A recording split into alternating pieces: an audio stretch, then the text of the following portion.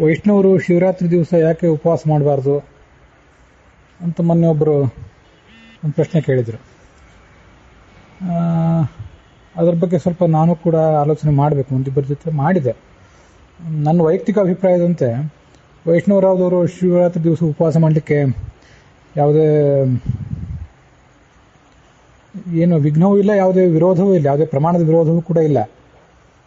ಅದು ಒಂದು ವ್ರತ. ನೀವು ಬೇಕಂತಂದ್ರೆ ಉಪವಾಸ ಮಾಡಬೇಕು ಅಂತ ಅನಿಸಿದ್ರೆ ಮಾಡಬಹುದು, ಆದರೆ ಮಾಡಲೇಬೇಕಾದ್ದು ಕಡ್ಡಾಯ ಏನಲ್ಲ, ಅದನ್ನು ನಾವು ಗಮನದಲ್ಲಿ ಇಟ್ಕೊಂಡಿರ್ಬೇಕು. ವೈಷ್ಣವರಿಗೆ ಕಡ್ಡಾಯ ಅಲ್ಲ, ಸ್ಮಾರ್ತರು ಮತ್ತು ಲಿಂಗಾಯತರು ಉಳಿದವರೆಲ್ಲ ಶೈವರು ಅವರವರ ಸಂಪ್ರದಾಯಕ್ಕೆ ತಕ್ಕಂತೆ ಅದನ್ನು ಕಡ್ಡಾಯ ಅಂತಂದರೆ ಅವರ ಶಾಸ್ತ್ರಗಳಿಗೆ ಅನುಸಾರವಾಗಿ ಅವರು ಅದನ್ನು ಮಾಡಬಹುದು. ನಮ್ಮ ವಿದ್ಯಾಪೀಠದವರು ಅನ್ನೋ ಗ್ರೂಪ್ನಲ್ಲಿ ಕೂಡ ಇದು ಚರ್ಚೆಗೆ ಬಂದಿತ್ತು. ಒಬ್ಬರು ಯಾರೋ ವಿದ್ವಾಂಸರು ನಮ್ಮ ಶರೀರದಲ್ಲಿರುವಂತಹ ತತ್ವಾಭಿಮಾನಿ ದೇವತೆಗಳು ಯಾವಾಗ ಉಪವಾಸ ಮಾಡ್ತಾರೋ ಆವಾಗಲೇ ನಾವು ಕೂಡ ಉಪವಾಸ ಮಾಡಬೇಕು. ಈ ಶಿವರಾತ್ರಿ ದಿವಸ ತತ್ವಾಭಿಮಾನಿ ದೇವತೆಗಳು ಉಪವಾಸ ಮಾಡೋದಿಲ್ಲ, ಆದ್ದರಿಂದ ನಾವು ಕೂಡ ಉಪವಾಸ ಮಾಡಬಾರ್ದು ಅಂತ ಒಂದು ಅಭಿಪ್ರಾಯ ಅವರು ಹೇಳಿದರು. ಇದಕ್ಕೆ ಸಂಬಂಧಪಟ್ಟಂತೆ ನಂದೊಂದು ಆಕ್ಷೇಪ ಇದೆ. ಈ ವೈಷ್ಣವರಾದವರು ವಿಷ್ಣು ಪಂಚಕ ಉಪವಾಸ ಮಾಡ್ತಾರಲ್ಲ, ತಿಂಗಳಿಗೆ 5 ದಿವಸ, 2 ಏಕಾದಶಿ, ಹುಣ್ಣಿಮೆ, ಅಮಾವಾಸ್ಯೆ ಮತ್ತು ಶ್ರವಣ ನಕ್ಷತ್ರ ಇದ್ದ ದಿವಸ, ಆವತ್ತಿನ ದಿವಸ ಈ ತತ್ವಾಭಿಮಾನಿ ದೇವತೆಗಳೇನಾದರೂ ಉಪವಾಸ ಮಾಡ್ತಾರಾ? ಇವರು ಉಪವಾಸ ಮಾಡಿದಾಗ, ಈ ವ್ಯಕ್ತಿಗಳು ಉಪವಾಸ ಮಾಡಿದಾಗ ತತ್ವಾಭಿಮಾನಿ ದೇವತೆಗಳು ಯಾಕೆ ಉಪವಾಸ ಮಾಡ್ತಾರೆ? ಆದ್ದರಿಂದ ನಾವು ಉಪವಾಸ ಮಾಡಬೇಕು ಅಂತ ಅನಿಸಿದಾಗ, ಕೆಲವು ಬಾರಿ ನಮ್ಮ ಗುರುಗಳು ಕೂಡ ಸತ್ಯಾಗ್ರಹ ಮಾಡ್ತಿರ್ತಾರೆ, ಉಪವಾಸ ಸತ್ಯಾಗ್ರಹ ಇತ್ಯಾದಿ. ಅಂಥ ಎಲ್ಲ ಸಂದರ್ಭದಲ್ಲಿ ತತ್ವಾಭಿಮಾನಿ ದೇವತೆಗಳೇನಾದರೂ ಉಪವಾಸ ಮಾಡ್ತಿರ್ತಾರೆ. ಯಾವುದೇ ಕಾರಣಕ್ಕಾಗಿರಲಿ, ಒಂದು ಸಾಮಾಜಿಕ ಉದ್ದೇಶಕ್ಕಾಗಿ ಸತ್ಯಾಗ್ರಹ ಅಥವಾ ಯಾವುದೋ ಒಂದು ವ್ರತ ಒಬ್ಬರು ಮಾಡಬೇಕು ಅಂತಿದ್ರು, ಇಂಥದನ್ನೆಲ್ಲ ಮಾಡಿದಾಗ ತತ್ವಾಭಿಮಾನಿ ದೇವತೆಗಳೇನಾದರೂ ಉಪವಾಸ ಮಾಡ್ತಾರಾ? ಹಾಗಾಗಿ ತತ್ವಾಭಿಮಾನಿ ದೇವತೆಗಳು ಉಪವಾಸ ಮಾಡಿದಾಗ ಮಾತ್ರ ನಾವು ಉಪವಾಸ ಮಾಡಬೇಕು ಅಂತನೋ ಮಾತು ನನಗೇನು ಸರಿ ಕಾಣಲಿಲ್ಲ. ಮಾಡೋದಾದರೆ ಶಿವರಾತ್ರಿ ಉಪವಾಸವನ್ನು ನಾವು ಕೂಡ ಮಾಡಬಹುದು, ತಪ್ಪೇನಿಲ್ಲ.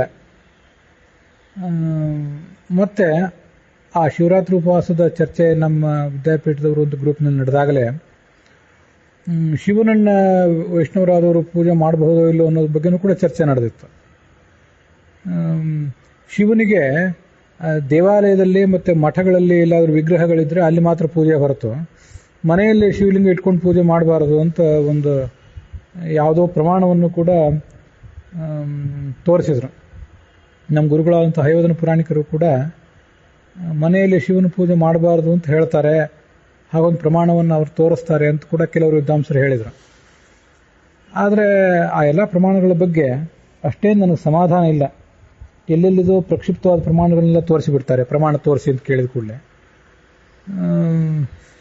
ವ್ಯಾಸರಾಜ ಮಠದಲ್ಲಿ ಶಿವನ ಪೂಜೆ ಇದೆ, ಲಿಂಗವೇ ಇದೆ. ಸೋದೆ ಮಠದಲ್ಲಿದೆ ಅಂತ ಕೇಳಿದ್ದೀನಿ. ಮತ್ತು ಎಷ್ಟೋ ರಾಘವೇಂದ್ರ ಸ್ವಾಮಿಗಳ ಮಠದಲ್ಲಿ ಶಿವನ ವಿಗ್ರಹ ಇರ್ತದೆ. ಮತ್ತು ಕೆಲವು ಜನ ತಮ್ಮ ಮನೆಯಲ್ಲೂ ಕೂಡ ಶಿವನ ಪೂಜೆ ಮಾಡೋದನ್ನು ನಾನು ನೋಡಿದ್ದೀನಿ.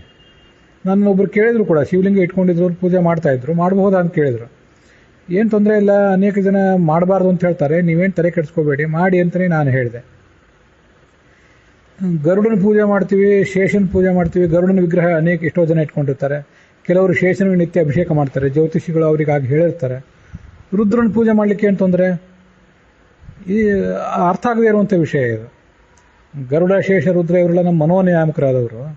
ಅವರ ಮತ್ತು ಸೌಪರ್ಣಿ, ವಾರುಣಿ, ಪಾರ್ವತಿಯರ ಅನುಗ್ರಹ ನಮಗೆ ಅತ್ಯಂತ ಅಗತ್ಯವಾಗಿ ಬೇಕಾದದ್ದೇ. ಹಾಗಿರುವಾಗ ಯಾವ ದೃಷ್ಟಿಯಿಂದ ಅದನ್ನು ಬೇಡ ಅಂತಾರೆ ಹೇಳ್ತಾರೆ? ಅದರಿಂದ ನಮ್ಮ ವೈಷ್ಣವತ್ವ ಅನುಸಂಧಾನಕ್ಕೆ ಏನಾದರೂ ಧಕ್ಕೆ ಬರ್ತದೆ? ಏನು ಹಾಗೇನಿಲ್ಲ. ಆದ್ದರಿಂದ ಶಿವನ ಪೂಜೆಯನ್ನು ಕೂಡ ಮನೆಯಲ್ಲಿ ಮಾಡಲಿಕ್ಕೆ ಏನು ತೊಂದರೆ ಇಲ್ಲ. ಮತ್ತು ಇದಲ್ಲದೇ ಅನೇಕ ಜನ ವೈಷ್ಣವ ಸ್ತ್ರೀಯರು ಮನೆಯಲ್ಲಿ ಮಂಗಳ ಗೌರಿ ವಿಗ್ರಹವನ್ನೆಲ್ಲ ಇಟ್ಕೊಂಡಿರ್ತಾರೆ. ಮತ್ತು ಪಾರ್ವತಿ, ನಾನು ಅನೇಕ ಕಡೆ ನೋಡಿದ್ದೀನಿ, ಗಜಗೌರಿ ಅಂತೇನೋ ಇಟ್ಕೊಂಡಿರ್ತಾರೆ. ಆನೆಯ ಮೇಲೆ ಪಾರ್ವತಿ ಇರುವಂಥದ್ದು. ಶಿವ ಪಾರ್ವತಿಯವರ ವಿಗ್ರಹವನ್ನು ಆ ಲಿಂಗದ ರೂಪದಲ್ಲಿ ಅವರು ಇಟ್ಕೊಂಡು ಪೂಜಾ ಮಾಡ್ತಾ ಇರ್ತಾರೆ. ಹೀಗೆಲ್ಲ ಸ್ತ್ರೀಯರು ಮಾಡ್ತಾ ಇರ್ತಾರೆ. ಮತ್ತು ಅವ್ರಿಗೆ ಪುರುಷರು ಸಹಕಾರ ಮಾಡಬೇಕಾದ್ದು ಅವ್ರ ಕರ್ತವ್ಯನೇ. ಹಾಗಿರುವಾಗ ಶಿವನ ಪೂಜೆಯನ್ನು ಮನೆಯಲ್ಲಿ ಮಾಡಬಾರ್ದು, ಪೀಠದಲ್ಲಿ ಇಟ್ಕೊಂಡು ಮಾಡಬಾರ್ದು ಅಂತ ಯಾಕೆ ಹೇಳ್ತಾರೋ ನನಗೆ ಅದು ಅರ್ಥ ಆಗೋದಿಲ್ಲ.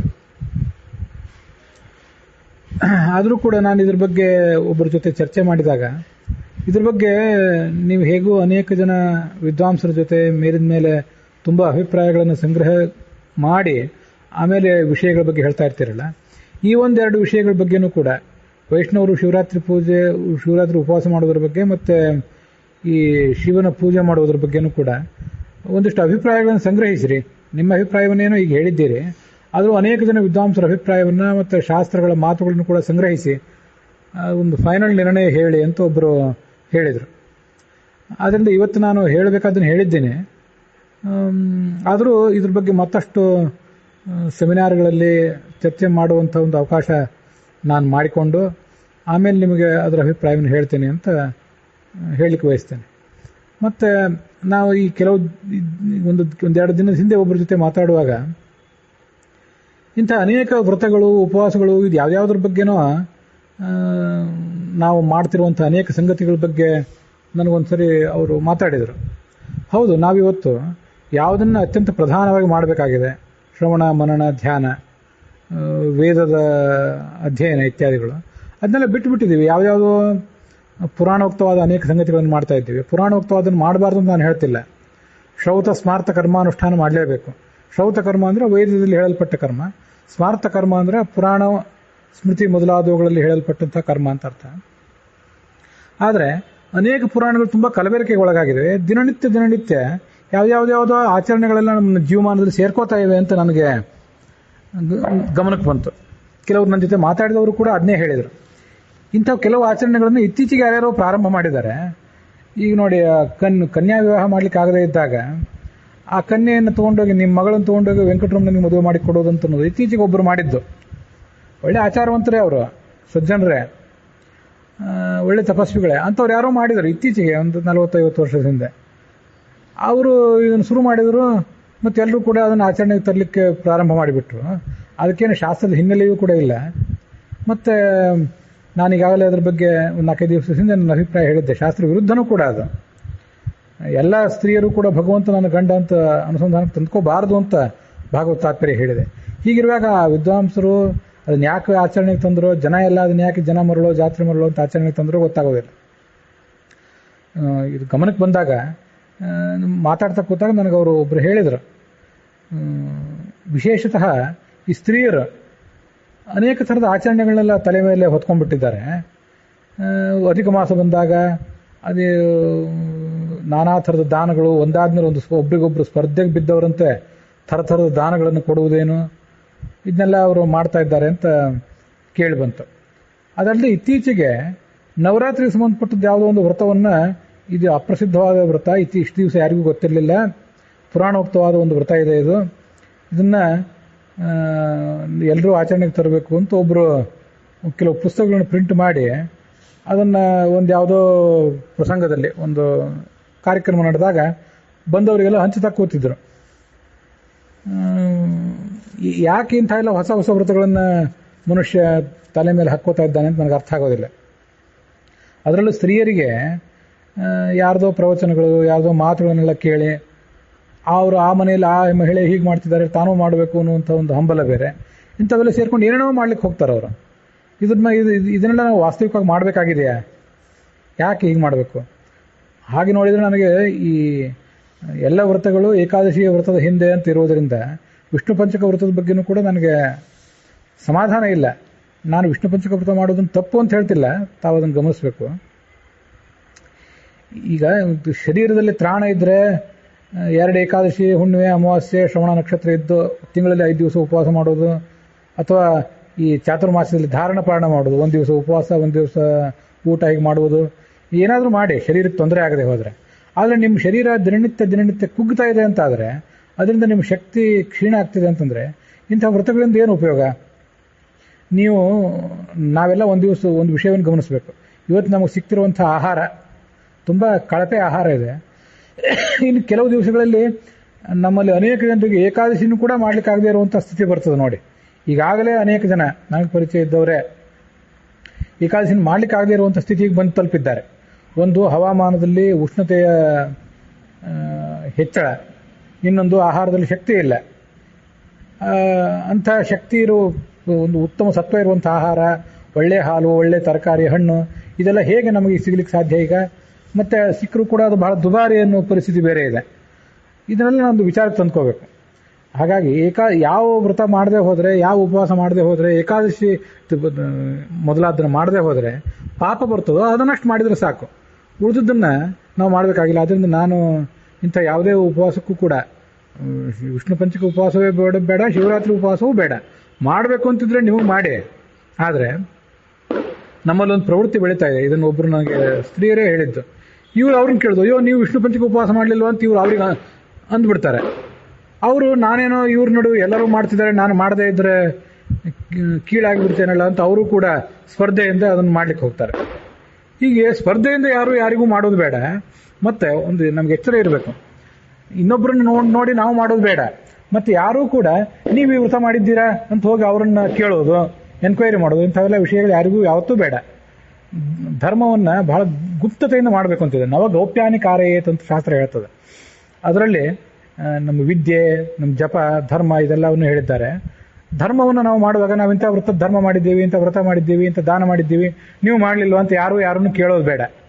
ಒಂದು ಅನಾರೋಗ್ಯಕರವಾದಂಥ ಸ್ಪರ್ಧೆ ಬೆಳೆಯೋದು ಬೇಡ. ಇದರಲ್ಲಿ ಸೀರೆ, ಮ್ಯಾಚಿಂಗ್ ಬ್ಲೌಸ್ಗಳ ಬಗ್ಗೆ ಹೇಗೊಂದು ಸ್ಪರ್ಧೆ ಬೆಳೀತಿರ್ತದೆ, ಅಂಥ ಒಂದು ಸ್ಪರ್ಧೆ ಈ ವ್ರತಗಳ ಬಗ್ಗೆ, ಆಚರಣೆಗಳ ಬಗ್ಗೆ ಬೆಳೆಯೋದು ಬೇಡ. ಮನುಷ್ಯ ಮಾಡಬೇಕಾದ್ದು ಮುಖ್ಯವಾಗಿ ಶ್ರವಣ, ಮನನ, ಧ್ಯಾನ. ಚೆನ್ನಾಗಿ ಸಂಸ್ಕೃತ ಕಲಿಬೇಕು. ಸ್ತ್ರೀಯರು ಕೂಡ ತಮ್ಮ ಸಂಪ್ರದಾಯಕ್ಕೆ, ತಮ್ಮ ಮನೆಯಲ್ಲಿರುವ ಪದ್ಧತಿಗಳಿಗೆ ಅನುಸಾರವಾಗಿ ಏನೇನು ಓದಬಹುದೋ ಅದನ್ನೆಲ್ಲ ಓದಬೇಕು. ಅದನ್ನು ಬಿಟ್ಕೊಂಡು ಯಾಕಿಂಥದನ್ನೆಲ್ಲ ಮಾಡ್ತಿದ್ದಾರೆ? ಈ ವಿಷ್ಣು ಪಂಚಕ ವ್ರತ ಇದೆಯಲ್ಲ, ಇದಕ್ಕೆ ಪರ್ಯಾಯವಾಗಿ ನನಗೊಂದು ಮಾಡಬೇಕು ಅಂತ ಅಪೇಕ್ಷೆ ಇದೆ. ಶ್ರವಣ ನಕ್ಷತ್ರ ದಿವಸ 2 ಏಕಾದಶಿ ಮತ್ತು ಹುಣ್ಣಿಮೆ ಅಮಾವಾಸ್ಯೆ ದಿವಸಕ್ಕೆ 3 ಬಾರಿ ವಿಷ್ಣು ಸಹಸ್ರನಾಮ ಹೇಳೋದು, ಅಥವಾ ದಿವಸಕ್ಕೆ 5 ಬಾರಿ ವಿಷ್ಣು ಸಹಸ್ರನಾಮ ಹೇಳೋದು. ಹುಣ್ಣಿಮೆ, ಅಮಾವಾಸ್ಯೆ, 2 ಏಕಾದಶಿ ಮತ್ತು ಶ್ರವಣ ನಕ್ಷತ್ರ ದಿವಸ ಈ ಥರ 1 ವರ್ಷ ಮಾಡಿ ಅದನ್ನು ಉದ್ಯಾಪನೆ ಮಾಡೋದು. ಇಂಥದನ್ನೆಲ್ಲ ಮಾಡಿ. ವಿಷ್ಣುವಿಗೆ ಸಂಬಂಧಪಟ್ಟಂಥ ಬೇರೆ ಏನಾದರೂ ಕಥೆಗಳೇನಿದ್ರೆ ಅಂಥದ್ದು ವಿಷ್ಣು ಸಹಸ್ರನಾಮದ್ದಾಯಿತು, ಮತ್ತು ಯಾವುದೇ ಪಾರಾಯಣ, ಶ್ರವಣ ಇದೆಲ್ಲವನ್ನೂ ಕೂಡ ಮಾಡಿ. ಈ ಉಪವಾಸದಿಂದ ದೇಹಕ್ಕೆ ಹಾನಿ ಆಗ್ತದೆ. ಅಂಥ ಕಾಲ ಇವತ್ತಿಲ್ಲ. ಕೆಲವರಿಗೆ ಉಪವಾಸ ಮಾಡಿದ್ರಿಂದ ಏನೂ ತೊಂದರೆ ಆಗದೇ ಇರಬಹುದು. ಇತ್ತೀಚೆಗೊಬ್ಬರು ನನಗೆ ಬೆಂಗಳೂರಿನಲ್ಲಿ ಭೇಟಿಯಾಗಿದ್ದರು. ಪಾರಣೆ ಮಾಡಿಕೊಂಡು ಅದರ ಪಾರಣೆಗೆ ಬರಬೇಕು ಅಂತ ಹೇಳಲಿಕ್ಕೆ ನಮ್ಮ ತಮ್ಮನ ಮನೆಗೆ ಬಂದಿದ್ದರು. ಅವರು ಅದರ ಉದ್ಯಾಪನಕ್ಕೆ ಬರಬೇಕು ಅಂತ. ಏನೂ ಆಗಲಿಲ್ಲ, ನಮ್ಗೆ ಆರಾಮವಾಗಿದ್ದೇನೆ ನಾನು ಅಂತ ಅವ್ರು ಹೇಳ್ತಾ ಇದ್ರು. ಅದರ ವಿಷಯ ಬೇರೆ. ತೀರಾ ವಯಸ್ಸಾದವರು ಎಲ್ಲರೂ ಕಷ್ಟಪಟ್ಟು ಅವ್ರನ್ನ ನೋಡಿ ಇವ್ರನ್ನ ನೋಡಿ ಅವರು ಇಂಥ ವ್ರತೋಪವಾಸಗಳೆಲ್ಲ ಮಾಡೋದು ಯಾಕೋ ಅಷ್ಟು ಸರಿ ಕಾಣ್ತಿಲ್ಲ. ಶ್ರವಣ ಮನನಕ್ಕೆ ಇದು ಬಾಧಕ ಆಗಬಾರ್ದು. ಅನೇಕ ಜನರಿಗೆ ಶ್ರವಣ ಮನನ ಧ್ಯಾನ ಮಾಡಲಿಕ್ಕೆ ಸಮಯ ಇಲ್ಲದಂತಾಗಿಬಿಟ್ಟಿದೆ. ತಾಕತ್ತು ಕೈ ಇಲ್ಲ ಎಷ್ಟೋ ಜನರಿಗೆ. ಕೂತ್ಕೊಂಡು ದೃಢ ಮನಸ್ಕರಾಗಿ ಏಕಾಗ್ರ ಚಿತ್ರದಿಂದ ಆಸನ ಶುದ್ಧಿ ಮಾಡಿಕೊಂಡು ಒಂದು ಜಾಗದಲ್ಲಿ ಕೂತ್ಕೊಂಡು ಕೇಳಲಿಕ್ಕೂ ಅನೇಕ ಜನರಿಗೆ ಪುರುಸೊತ್ತಿಲ್ಲ ಅನ್ನುವಂಥ ಪರಿಸ್ಥಿತಿ ಬಂದಿದೆ. ಅದರಿಂದ ಅನೇಕ ವ್ರತಗಳು ಇಂಥದನ್ನ ಮೈ ಮೇಲೆ ಎಳೆದುಕೊಳ್ಳೋದಕ್ಕಿಂತ ಮುಂಚೆ ಬಹಳ ಎಚ್ಚರಿಕೆ ಬೇಕು ಸ್ತ್ರೀಯರಿಗೆ. ಅದಲ್ಲದೆ ಪುರುಷರು ಕೂಡ, ವಿಶೇಷತಃ ವಿದ್ವಾಂಸರು, ವೈದಿಕರು, ಆಚಾರವಂತರು ಇರ್ತಾರಲ್ಲ, ಯಾವ್ಯಾವುದೋ ವ್ರತಗಳನ್ನ ಸಮಾಜದ ಮೇಲೆ ಹೇರಿ ಅವ್ರ ತಲೆ ಕೆಡಿಸೋದಕ್ಕಿಂತ ನಾವು ಮಾಡಬೇಕಾದ ಸಂಗತಿಗಳು ಬಹಳ ಇದೆ. ನಮ್ಮ ಜೀವಮಾನ ಪೂರ್ಣ ನಾವು ಓದಿದ್ರು, ಶ್ರವಣ ಮಾಡಿದ್ರು, ಮನನ ಮಾಡಿದ್ರು ಮುಗಿಯದಷ್ಟು ಸಂಗತಿಗಳಿವೆ. ನಾವು ಅರ್ಥ ಮಾಡ್ಕೊಳ್ಬೇಕಾದ ಸಂಗತಿಗಳು ಬಹಳ ಇವೆ. ನಾವು ಮಾಡುವುದು ನಾಳಿನ ಮುಂದಿನ ಪೀಳಿಗೆಗಳ ಮೇಲೆ ಪರಿಣಾಮ ಬೀರ್ತಾ ಹೋಗ್ತದೆ, ನಮ್ಮ ಸಮಾಜದ ಮೇಲೆ, ಸುತ್ತಮುತ್ತಲಿನ ಪರಿಸರದ ಮೇಲೆ ಪರಿಣಾಮ ಬೀರ್ತದೆ.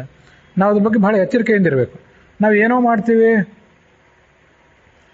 ಅಂತ ಒಂದು ಬೇಜವಾಬ್ದಾರಿತನದಿಂದ ಇಂಥವನ್ನೆಲ್ಲ ಮಾಡೋದು ನನಗೆ ಯಾಕೋ ಅಷ್ಟು ಸರಿ ಕಾಣಿಸೋದಿಲ್ಲ.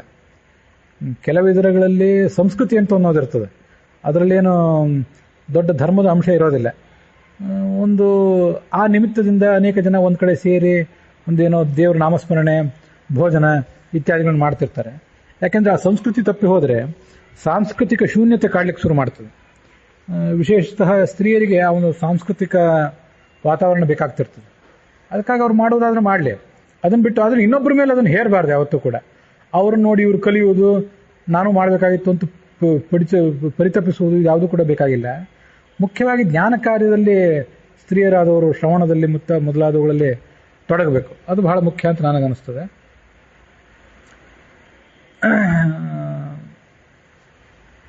ಇದನ್ನು ನಿಮ್ಮ ಎದುರಿಗೆ ಹೇಳಿದ್ದೇನೆ. ಶಿವರಾತ್ರಿ ಉಪವಾಸ ಮತ್ತು ಶಿವನ ಪೂಜೆ ಬಗ್ಗೆ ನನಗೇನು ವೈಯಕ್ತಿಕವಾಗಿ ಆಕ್ಷೇಪ ಇಲ್ಲ, ಮಾಡಬಹುದು ಅಂತಲೇ ನನ್ನ ಆಲೋಚನೆ.